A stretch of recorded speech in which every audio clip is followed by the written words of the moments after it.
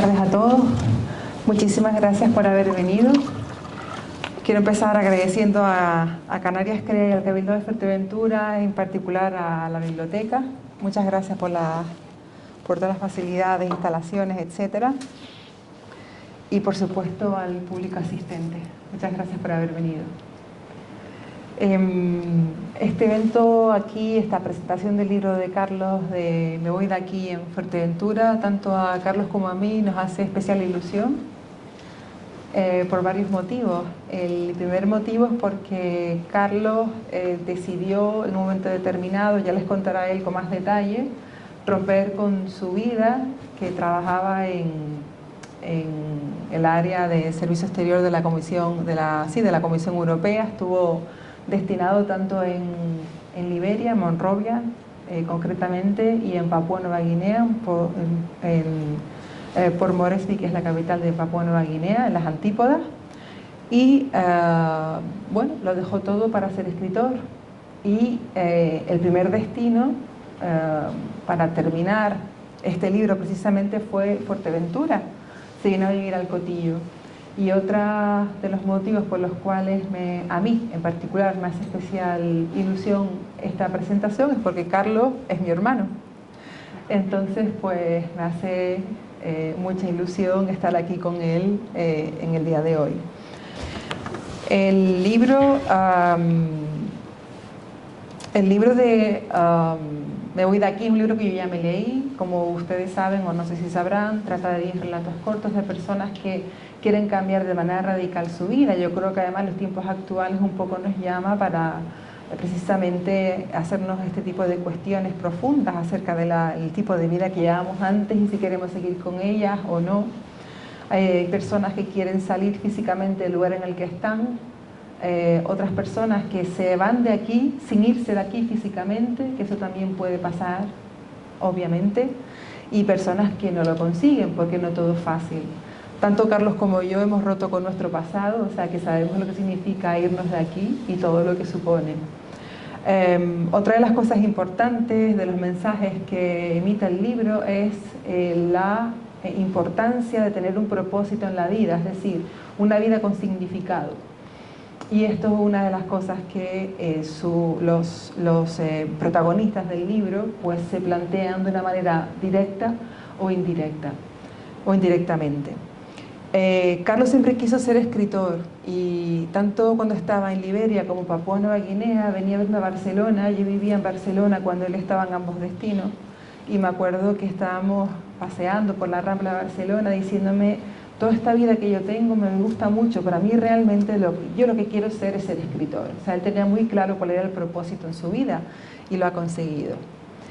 El libro, podríamos decir que, así, unas cuantas pinceladas acerca del libro. Cuando fue publicado, por ejemplo, cuando fue presentado en la Feria del Libro de Gran Canaria, fue el libro del autor canario más vendido. Personas como Pilar del Río, que es la viuda de Saramago, pues tuvo solo palabras muy bonitas para el libro. Y bueno, pues yo creo que con esta presentación del libro, creo que las personas aquí asistentes más o menos saben algo del autor, que es muy importante, que sabrán más, y sobre todo notas interesantes del libro. A mí me gustaría preguntarte, Carlos, porque tampoco lo hemos hablado mucho, con lo cual me gustaría también escucharlo. ¿En qué momento decidiste venirte aquí a Fuerteventura y por qué elegiste Fuerteventura? Bueno, en primer lugar, buenas tardes, buenas noches a todos. Gracias por venir. Dar las gracias al Cabildo de Fuerteventura, a la biblioteca, al nuevo consejero Raico, a Pilar, a Elsa, perdón, a Elsa Quesada especialmente. Y sobre la pregunta de cuándo decidí venirme a Fuerteventura a escribir, me acuerdo muy bien porque era el año 2017 y yo estaba por aquel entonces en Papúa Nueva Guinea, en el Pacífico Sur, que es una isla que está cerca de Australia, muy lejos, a más de 15.000 kilómetros desde aquí, o sea, más lejos es difícil irse. Y recuerdo que estaba con unos compañeros de trabajo en una isla, dentro de otra isla que se llama New Ireland, y estábamos en Semana Santa, pasando unos días ahí y tal, y en un momento dado no sé lo que me pasó, que recibí como una especie de flash, de llamada del destino, lo que fuese, que me acuerdo que le envié un mensaje a mi madre y digo, me voy a Fuerteventura. Y claro, y mi madre se quedó así, como diciendo, pero ¿qué estás diciendo? ¿Sabes? No entendía nada. Porque se suponía que yo estaba en un buen trabajo, con buenas condiciones, con todo bien, y de repente me vino, digamos, esa llamada que no sabía muy bien a qué respondía. A mí Fuerteventura siempre me gustó, porque yo soy persona de silencio, de poco ruido, no me gustan mucho los follones, las multitudes, tres son mayoría, como decía Juan Rulfo, y entonces Fuerteventura, no sé por qué, para mí constituía el sitio ideal para ponerme a escribir y sobre todo para rematar este libro que ya llevaba más de 15 años con él, al final fueron 17, un disparate, que tiene sus motivos, luego lo cuento si viene a cuento por qué. Y entonces pensé que Fuerteventura reunía también las condiciones de anonimato que yo quería tener por aquel entonces. No me apetecía mucho volver a Lanzarote, eso lo estoy grabando, pero bueno, fue así, que es de donde yo soy. No me apetecía, o sea, era como un retorno demasiado brusco a más de lo mismo un poco, por lo menos era lo que me decía en mi cabeza, que probablemente se equivocaba, pero bueno, yo quería un sitio donde tuviese un cierto anonimato, donde no conociese a mucha gente, donde tuviese tranquilidad y donde por fin tuviese tiempo. Entonces el cerebro siempre me iluminaba con la palabra Fuerteventura y la isla. Y así fue como tomé la decisión de venir aquí, concretamente al Cotillo, que fue un sitio que desde el primer momento para mí cumplía las condiciones. Y ahí estuve pues 18 meses, más o menos, o sea, un año y medio. Y fue realmente un sitio decisivo para darle las tocadas finales a este libro que se me resistía. En el Cotillo yo por fin encontré tiempo y un espacio donde poder por fin corregir, rematar, y prácticamente lo terminé aquí. Luego es verdad que como los libros nunca se acaban, cuando me fui de aquí pues vi más cosas y lo volví a corregir una vez más, porque los libros nunca se acaban. Pero la estancia en Fuerteventura fue decisiva para terminarlo. Además, yo vine a verte Sí, y te encontraba aquí como pez en el agua. sí, Sí, la verdad que estaba sí, muy, sí, muy adaptado, sí. sí, sí, sí. Dices que tardaste 17 años en acabar el libro, pero esto tiene una explicación, entonces me gustaría que contaras cómo se gestó el libro de Me voy de aquí. Sí, que yo recuerde, la primera vez que empiezo yo a concebir el libro fue allá por el año 2003, después de hacer un curso en la Escuela de Escritores de Madrid, con Javier Sagarna, que es un importante escritor. Y ahí fue la primera vez que yo me planteo escribir un libro de relatos, porque el curso había sido de relatos. O sea, ignorante de mí, pensé que iba a ser una tarea sencilla, que el género no me iba a crear complicaciones y que iba a tener un libro en cuestión de un año, año y medio. Ahora evidentemente me doy cuenta que me equivocaba rotundamente. El género del relato o de cuento, como lo llaman algunos, pues está lleno de complicaciones y de dificultades que yo por aquel entonces ignoraba, con lo cual me estrompé. Hice un primer relato relativamente corto, pensaba que iba a ser una tarea sencilla, pero ya el segundo cuento no funcionaba, el tercero tampoco, entonces me di cuenta que esto iba para largo. Luego ocurrió que al mismo tiempo, profesionalmente, yo iba entrando progresivamente en el servicio exterior de la Unión Europea, con lo cual cada vez tenía menos tiempo. Este era un trabajo muy exigente, me obligaba a viajar, que era por otro lado lo que yo quería. ya me voy de Canarias, me voy a la península, después me voy a Bruselas, de Bruselas paso a África 4 años, de ahí paso al Pacífico 3 años. Todo ese cúmulo de circunstancias fueron retrasando el libro y también yo creo que influyó un proceso fundamental de formación y de vivencia que creo que todo escritor debe afrontar. Es decir, yo creo que ahora entiendo por qué tardé tanto, porque creo que si alguien quiere publicar o mostrar algo al público con un mínimo de esencia, con un mínimo diría que de calidad, tiene que estar formado y no presentar lo primero que se le viene a la cabeza o lo primero que hace. Es un libro muy trabajado en todos los sentidos, tanto narrativamente, de eso puedo dar fe, pero también las ilustraciones, la encuadernación, todo está todo hecho con mucho entusiasmo.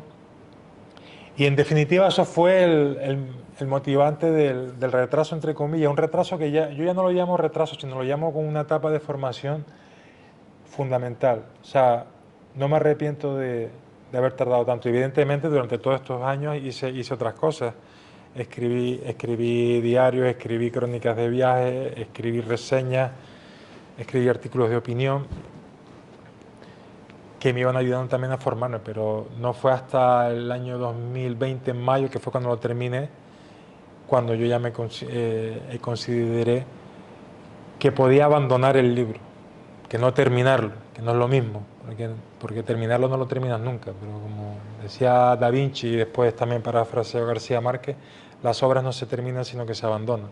O sea, yo en mayo del 2020 consideré que ya podía abandonar el libro también por propia salud mental, pues se puede imaginar estar con una obra de 17 años también llega un momento dado que afecta ya a tu vida, a tu día a día. Bueno, de hecho le has dado tiempo también de escribir otro libro, es decir, que has escrito ya otro libro en el cual tampoco has invertido tanto tiempo, en el sentido de que... Pero vamos a centrarnos en el actual. Pues Carlos, ya has respondido a la pregunta de por qué surge este libro, pero sobre todo aquí me resulta, quiero hacerte dos preguntas que muchas personas me la han preguntado. Si tiene alguna de las historias, tiene algún tinte autobiográfico y por qué elegiste los relatos y no elegiste la novela. Bueno, voy a empezar por la segunda. Mi intención inicial era escribir una novela y, como dije antes, ingenuamente pensé que el relato me serviría de entrenamiento, como de paso previo a un género mayor, al que yo consideraba género mayor. Hoy tengo mis dudas. Luego ocurrió lo que dije antes, que el relato no es un género sencillo, ni muchísimo menos. No sé si diría incluso que podría ser más difícil que la novela. La novela es más dura, conlleva más trabajo, pero no sé si más difícil, no es lo mismo. O sea, algo te puede llevar más trabajo, pero menos complejidad, y quizás eso es lo que me pasa a mí con la novela y el relato. Mi idea era esa, luego tardé todo lo que tardé, pero mi idea era foguearme con relatos cortos para luego dar en un momento dado un paso a la novela. Quizás hubiese sido mejor el proceso inverso, haber empezado por la novela para estar preparado para los relatos, porque hoy en día, como digo, no sé qué género conlleva más complicaciones, tengo mis dudas. Sobre si los relatos son autobiográficos o no, hombre, inevitablemente hay trazos míos de mi vida y muchas historias probablemente las he vivido, me las han contado, he sido protagonista o he sido un observador directo o he estado ahí de alguna manera presente.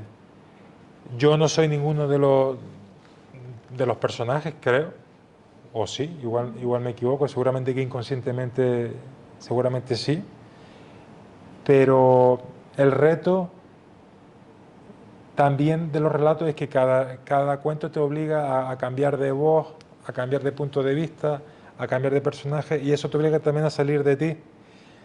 Con lo cual, desde el primer relato o el segundo, donde a lo mejor me inspiraba más en mis vivencias o en mi propia vida, ya me di cuenta que yo no podía ser un personaje repetitivo o volver otra vez a lo mismo.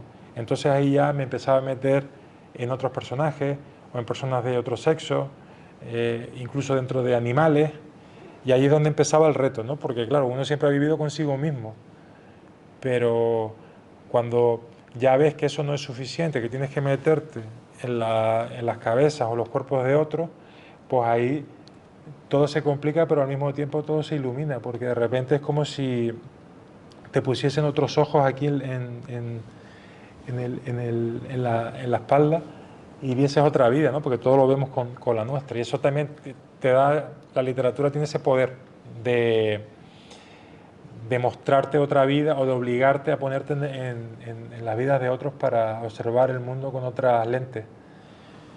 Con lo cual hay biografía inconsciente probablemente, pero de manera consciente no. De manera consciente busqué 10 cuentos independientes de diferentes personajes, aunque a todos les une el nexo del cambio. Todos quieren cambiar, todos tratan de modificar sus vidas, ninguno está contento con sus relaciones laborales, sentimentales, sociales, y tratan de darle un giro radical a su vida, que era un poco lo que yo le hice también, con lo cual pues ahí ves que algo de mí, por supuesto que hay. De hecho, cada relato tiene su propia interpretación, porque cuando leemos los relatos, cada una, los finales quedan un poco abiertos, de manera que cada uno interpreta los relatos a su manera, y ahí el tinte subjetivo y de las vivencias actuales un poco hace que cada uno lo interprete de una manera distinta, porque a ti te han hecho preguntas tipo, ¿y aquel por qué se suicidó? Y te has quedado paralizado porque ahí nadie se suicida, pero es que cada uno interpreta las cosas según le venga, ¿no? Y por otro lado, a mí, que yo me leí el libro, y además tú recomiendas, bien recomendado, que cada relato se lea en un día para digerirlo. Un relato por día. Un relato por día, para digerirlo. Cada relato a mí me dio la sensación de que podía ser la historia de una novela, de manera independiente. Cada relato puede ser la historia de una novela desarrollada, y es una de las cosas que más me gustó también, y creo que es una de las cosas compartidas por los lectores de la novela, del libro, de cada uno de los cuentos, con lo cual, de los relatos, con lo cual es algo que también sorprende mucho al lector en ese sentido. Sí, claro, hombre, yo tenía claro que yo no iba a dictar sentencia en los relatos, sino que cada uno de ellos tenía que ser lo suficientemente abierto o sugerente para que el lector jugase, para que fuese parte de la historia. Probablemente es porque estamos en 2021. En el siglo pasado la mayoría estarán de acuerdo en que los relatos eran mucho más descriptivos. Uno lee un cuento, no sé, de Alas Clarín, por ejemplo, que leí uno el otro día, o de Queiroz, o uno de estos, son muy bonitos, pero son muy telegráficos. Ya, o uno de Delibes, por ejemplo, que también leí hace poco, un muy buen cuento, pero lo que trajo el siglo XXI es que entró la sugerencia, a partir probablemente de los escritores norteamericanos, como Salinger, Faulkner, Carver, o Hemingway, que decía lo del iceberg, ¿no? Lo de siempre mostrar la punta, pero no dar a entender lo que hay debajo. Entonces, yo soy parte de esa generación, de algún modo. No siento cátedra ni tengo un planteamiento absoluto de los relatos, sino que todos están abiertos a interpretación. Tampoco es que sean abiertos del todo, porque eso también a veces hay que cerrar las historias, pero sí que por lo menos el lector interprete o saque sus propias conclusiones y sea parte del fallo interpretativo del cuento en sí. Y eso es lo que yo siempre he procurado, porque a mí como lector valoro ser parte de una historia y no que me digan fulano se sentía triste porque, no sé, porque su tío había fallecido. Bueno, pues ahí ya me estás diciendo que fulano se siente triste, ¿no? A lo mejor no tienes que poner que se sienta triste, sino que yo qué sé, que solo miraba a través de los cristales la lluvia todo el día. Entonces yo ya ahí puedo jugar mucho más, ¿no? Y esa es la idea que acompaña a todos los relatos. O sea, una invitación al lector a ser partícipe de las historias y no mero espectador y mero votante, ¿no? Que somos hoy en día, que vamos a votar cada 4 años y después la democracia no nos llama más hasta después de 4 años. Yo quería evitar eso. Pues voy a hacerte las últimas 2 preguntas, después pasamos al público. Vale. Una pregunta que tiene que ver con el libro y no de manera indirecta, y es ¿para qué sirve la vida?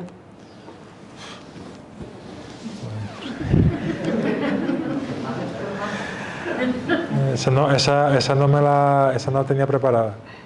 Entonces le pregunté yo a Buenafuente, que lo entrevisté, y dijo, ¡ostras! ¿Para qué sirve la vida? Hombre, supongo que cuando estemos allá arriba, o donde iremos después, supongo que nos enteraremos, ¿no? Pero cada uno tiene un mejor porqué. no. Hombre, cada uno yo diría que tiene que hacer su proceso de introspección y hacerse la pregunta si quiere. Mucha gente que no se la hace, vive de una manera inconsciente y maravillosamente bien. Yo sí me hice unas cuantas preguntas en un momento dado, que es lo que quería hacer. Y llegué a la conclusión de que lo mío era o lo que yo quería hacer era escribir y dedicarme a la literatura. Un proceso que tardé en averiguar pues por lo menos 10, 12, 14 años. ¿Para qué estaba aquí? ¿Para qué sirve la vida? Yo te puedo hablar de lo que yo conozco, que como dicen muchos escritores soy yo mismo, y yo creo que para desempeñar el rol que en teoría tú has descubierto que debes desempeñar. Y si ese rol pues te vas de aquí habiendo aportado tu granito de arena, que siempre lo aportas, te portes bien o te portes mal. Si te portes bien es un ejemplo a seguir, si te portes mal también has contribuido porque eres el ejemplo a no seguir. O sea que al final aquí todo el mundo aporta. Pero mejor hacer cosas positivas y que te recuerden por ello, ¿no? Yo creo que tan sencillo y tan complejo como eso, según hasta los límites humanos que podamos entender. Las grandes preguntas universales, como decía Borges, no se nos son dadas en vida, y seguramente ese es el secreto de la vida, no saber la respuesta, porque si no seguramente no sabríamos qué hacer. O dependiendo del momento de tu vida es una respuesta y más adelante es otra. Claro. Y la última pregunta es, ¿dónde te gustaría amanecer mañana? Pues creo que voy a amanecer aquí. ¿Dónde te gustaría? Ah, vale. Pues mira, Fuerteventura no es mal sitio, pero la verdad es que por muchos viajes que he hecho y por muchos países que he visitado, siempre recuerdo mi camita de Fariones en el sur de Lanzarote, que es de donde soy. Nuestra casa. Sí, nuestra casa. Y es donde probablemente más cómodo me resulta abrir los párpados, por ponernos así ya profundo. Pero sí, por muchos sitios que he estado, seguramente si me dicen elegir uno me quedaría con ese. Eso sí, sin que el pájaro se ponga a graznar, pues tenemos un vecino que tiene un pájaro que lleva graznando 25 o 30 años. Y según me enteré el otro día, los pájaros viven 60 años. O sea, que es que ni de coña no tiene solución. O sea, no hay manera. O sea que, pero vamos, si se calla, para mí es el paraíso. El paraíso, sin duda. Muy bien. Pues, si tienen alguna pregunta, por favor. Carlos, que Sí. tú dices que lo dejaste todo para escribir y hablas del propósito y todo. Sí. Tú cuando escribes con un propósito para los lectores. Por ejemplo, este libro, ¿tienes la intención de que la gente que quiera cambiar de vida lo haga? ¿O quieres transmitir algún mensaje? ¿O es solo que escribes porque te gusta, lo que te sale? Sí. Mira, yo te voy a ser súper sincero. El libro no tiene nada que ver con la autoayuda. O sea, no tiene nada que ver con Pablo Coelho, con todo mi respeto. Yo no me considero autorizado para decirle a nadie, este es tu camino, síguelo, porque no pontifico en absoluto. No es mi intención literaria ir por ahí. Yo creo que el mensaje es un resultado indirecto de una intención artística más que moral. Porque para eso estaría en otro género o estaría en otro tipo de escenario. No estaría escribiendo. No creo que esa sea la misión de la buena literatura, sea estar pontificando. Como dije, trato de sugerir y ahí inevitablemente siempre va a haber un mensaje que tú a lo mejor a priori desconoces, pero que a la larga sale solo, todo tiene un mensaje. Y entonces ahí es cuando yo sí creo que va a haber un mensaje, un texto empático, porque son textos muy realistas, que nos conciernen a todos, porque son muy del día a día, pero un propósito más a posteriori. O sea, yo cuando consigo un relato, no digo, a ver si esto hace que, ¿cómo se dice?, fulanito mejore su vida, y porque no. Yo tengo una intención artística, por llamarlo de alguna manera, y a partir de ahí el resultante puede ser llevar por un lado, y como dije antes, aunque sea una historia negativa o positiva, siempre va a sumar, porque ya sabes por dónde podrías ir y por dónde no, porque ves un escenario ahí de lo que puede pasar. Pero mi intención, ya te digo, es más artística que nada moralista. No sé si hay más preguntas. Sí. En tu fundamento como escritor, en tus cimientos, en tu base, ¿qué autor o autores han influido y te han, digamos, encauzado y te han dicho que te dio la primera bofetada y te dijo, hay otra forma de enfocar la vida? Y después, otra un poco más trivial. ¿Tienes alguna manía a la hora de escribir? ¿Esperas que las musas te cojan trabajando o tomas notas, te pones la mesa orientada hacia el oeste? Pues mira, si quieres que empiece por la segunda, o sea, lo segundo, como decía una tía mía, que me dice lo primero decía lo segundo, pues lo segundo, hace una pregunta, cuanto más aburrido sea el espacio, mejor. O sea, no me gusta tener esta vista espectacular que tenemos aquí, porque lo que hago es mirar el mar y distraerme. De hecho, a muchos escritores les encanta esto. Tener una pared roma, áspera y plana, entre comillas. Tampoco es que me esté metiendo con el espacio, pero digo un sitio así para concentrarse mejor. Si no tuviese dificultades para dormir, que lo tengo desde siempre, sería probablemente más regular también a la hora de trabajar. Me cuesta dormir, toda la vida ha sido así. Con lo cual, este biorritmo me obliga a tener un horario más anárquico del que quisiera, porque tengo una cabeza bastante, no voy a decir germánica, pero sí muy de trabajo, muy ordenada, así. Pero mi metabolismo es de noche, de insomnio. Y eso viene desde pequeño, que nos quedamos hasta las tantas, y creo que desde entonces pues lo llevo arrastrando y me cuesta mucho levantarme por las mañanas, y sobre todo me pasa que a las 1 de la mañana puedo estar pletórico y eso es un problema. Sobre los escritores que han influido en mí, pues por supuesto muchísimos. Hay muchos inconscientes que como su palabra indica, pues no los puedo identificar, pero seguro que mucho más de lo que yo pienso. Pero escritores que me han gustado muchísimo y que seguramente han influido en esta obra, pues no puedo dejar de mencionar a Julio Cortázar, que es el escritor con el que más he disfrutado probablemente, y del que no sé si el más que he aprendido, pero desde luego fue de los primeros en que me voló la cabeza, como se dice ahora. Y después, por supuesto, los norteamericanos, que son mis preferidos. Pero un poco los que nombré antes, como Salinger, Carver, Cheever, Fante, William Faulkner, que en su momento también. Y la gente me pregunta, Chachi, los españoles y tal, digo, es que los españoles no tanto, porque nos los metieron en la escuela así, te meten ahí, no sé, un Gonzalo de Berceo y cosas así, con 11 años y te quedas así como un poco traumatizado. Pero es verdad que la literatura española en principio creo yo, no me ha influido tanto, aunque me gustan muchísimos escritores españoles. Pero creo que me han influido más los norteamericanos y los latinoamericanos, más que lo que tenemos cerca. De momento. Sabes que eso va cambiando también.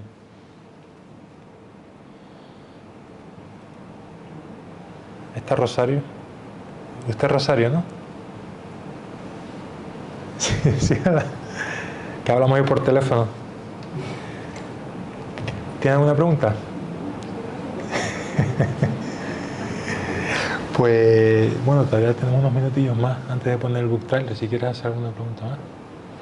Bueno, a mí lo que era un comentario simplemente acerca de los relatos. Una de las cosas que a mí más me gusta de los relatos es la facilidad, que sé que entraña muchísima dificultad, con la que describes la normalidad del ser humano, en el cual vas leyendo los relatos y te ves tan identificado porque es la normalidad del día a día o las propias dudas existenciales que nos entran con la edad, en la cual pues te das cuenta, al menos en mi caso, lo por mí, en el cual ya me doy cuenta que no soy tan especial como pensaba que era a los 20 años. Supongo que es también la inmadurez y un poco la soberbia de la ignorancia, y cuando uno va madurando se da cuenta que no es tan especial, sino que pertenece a un grupo enorme de población que comparte los mismos problemas, las mismas preocupaciones, las mismas alegrías, etcétera, etcétera. Mismos biorritmos, vas envejeciendo igual, etcétera. Entonces, ese tipo de normalidad que a mí me fascina cuando está escrito con tal facilidad que me veo representada, y por otro lado me doy cuenta de la dificultad que entraña escribirlo, porque Claro. precisamente porque el detalle es lo que diferencia, el detalle del sentimiento Claro. es lo que diferencia de simplemente esos libros de autoayuda que nombrabas antes, que son bastante, algunos superficiales. Todo desde el punto de vista subjetivo, obvio. Sí, claro, el reto consiste en hacer de lo ordinario lo extraordinario. Por ejemplo, un reto a un escritor hoy le podría decir, bueno, haz que esta presentación que estamos haciendo ahora mismo, pásala a relato. Entonces, claro, tendrías que pasar lo ordinario, que es lo que estamos viviendo, aparentemente, a lo extraordinario. Entonces ahí ya está el observador, el escritor que observa para sacar todos los detalles y en fijarse, y de ahí crear un conflicto, una historia, etc. El hecho de vivir en 2021, como repito, tiene ventajas y desventajas. La ventaja es que hay acceso a mucha más información y libros que hace 2 siglos tenían escritores, por ejemplo, como el maestro Galdós, etc. Con lo cual uno puede enriquecerse mucho más. La dificultad estriba en que cada vez es más difícil crear algo original, porque ya hay mucho escrito. De hecho, dramáticamente está más o menos estudiado que hay unas 15, 18 historias. No hay mucho más, amor, amistad, memoria, tal. A partir de ahí uno tiene que poner su impronta, pero lo que es el arco dramático está más o menos acotado. Entonces, la dificultad estriba en decir algo original, en decir algo nuevo, en todo este océano de palabras y de libros que a día de hoy nos rodean. En España, sin ir más lejos, se publican, si no me equivoco, más de 80.000 títulos al año, pues imagínense. Entonces, ¿cómo crear algo novedoso, diferente, impactante, que no repita los clichés, los caminos conocidos? Y ahí es donde estriba la dificultad. O sea, tú puedes ponerte a escribir una crónica, por ejemplo, de la presentación de hoy, y probablemente no suponga mayor dificultad. Pero claro, seguramente te va a salir algo manido, manoseado, visto, lleno de clichés. Lo difícil, lo bonito, es crear algo donde se destaquen detalles el extrañamiento, ¿no? Como decía Viñó, que es un escritor maldito hoy en día, pero ahí creo que tenía razón, que no es más que contarlo con tus propios ojos. Es decir, si todos vemos esta pared blanca de la que vimos antes y nos mandan a escribir un texto de la misma, seguramente cada uno va a escribir algo diferente de ella. Y eso es lo bonito también que tiene la literatura. O sea, que ese extrañamiento, esa particularidad y esa forma privada de ver las cosas, hay que resaltarla de una manera dinámica, claro. Pues, contar algo ahí pesado tampoco, pero por ahí yo creo que deberían ir los tiros, en pasar lo normal o lo ordinario a lo extraordinario, porque realmente es así. Creemos que estamos rodeados de un halo de normalidad, de rutina, pero en realidad no. En realidad está todo lleno de posibilidades y de vidas y de todo. Y ninguna persona es normal. Todas las Claro. personas son extraordinarias. No conozco a nadie que sea normal. Exactamente. Absolutamente a nadie. Exactamente. Sí. Pues sí, no sé si hay alguna pregunta más. Si no ponemos... hay un vídeo hay un book trailer del libro que dura 1 minuto y medio.